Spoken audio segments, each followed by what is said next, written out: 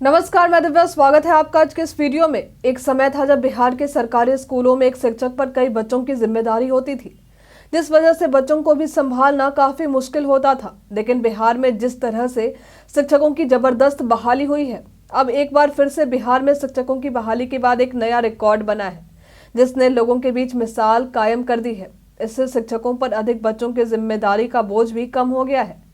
शिक्षक बहाली करने के साथ ही सरकारी स्कूलों के बदहाली में भी कई तरह के सुधार किए गए हैं। आपको मालूम होगा कि बिहार लोक सेवा आयोग के माध्यम से बीते कुछ महीनों में ही लगभग 2 लाख शिक्षकों की नियुक्ति की गई है। बिहार में इन 2 लाख लोगों को नौकरी मिलने से इनके परिवार का भी जीवन बदला है। साथ ही स्कूल में शिक्षक और छात्र अनुपात में भी गजब के सुधार हुए हैं। 94,000 से भी अधिक शिक्षकों की नियुक्ति बिहार लोक सेवा आयोग की तरफ से दूसरे चरण में किए गए हैं। यदि प्राथमिक विद्यालयों में शिक्षक और बच्चों के अनुपात को देखें तो इन स्कूलों में 35 छात्रों की जिम्मेदारी अब एक शिक्षक पर है, यानी यह अनुपात राष्ट्रीय विद्यार्थी शिक्षक अनुपात के बराबर में आ गया है।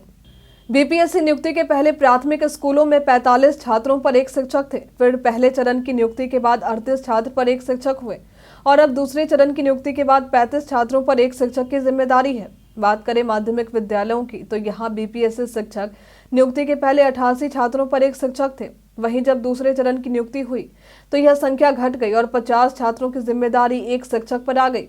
फिर उसके बाद जब दूसरे चरण की नियुक्ति हुई तो इस दौरान शिक्षक नियुक्ति में बिहार ने मानो इतिहास ही रच दिया हो। इस नियुक्ति के बाद 36 छात्रों की जिम्मेदारी एक शिक्षक पर आ गई। इन शिक्षकों की नियुक्ति के बाद ग्रामीण इलाकों के स्कूलों को प्राथमिकता दिया जा रहा। अधिकतर शिक्षकों की बहाली ग्रामीण क्षेत्रों में ही की गई है, जिससे ग्रामीण इलाकों में भी अब अच्छी चहल पहल देखने को मिल रही। सभी स्कूलों में शिक्षकों की कोई कमी नहीं है। बच्चे और शिक्षक दोनों ही समय पर स्कूल पहुंच रहे हैं।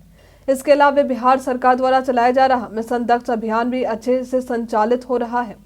शिक्षकों की अच्छी संख्या और कमजोर बच्चों की पढ़ाई के लिए मिशन दक्ष चलाए जाने के बाद अब यह उम्मीद की जा रही है कि इस बार बोर्ड रिजल्ट्स भी अच्छे आ सकते हैं, क्योंकि जो कमजोर बच्चे बोर्ड की परीक्षा में शामिल होने वाले हैं उनके लिए भी विशेष कक्षाएं संचालित की जा रही। सभी स्कूलों में शिक्षकों और प्रधानाध्यापकों को इसे लेकर खास निर्देश भी दिए गए हैं।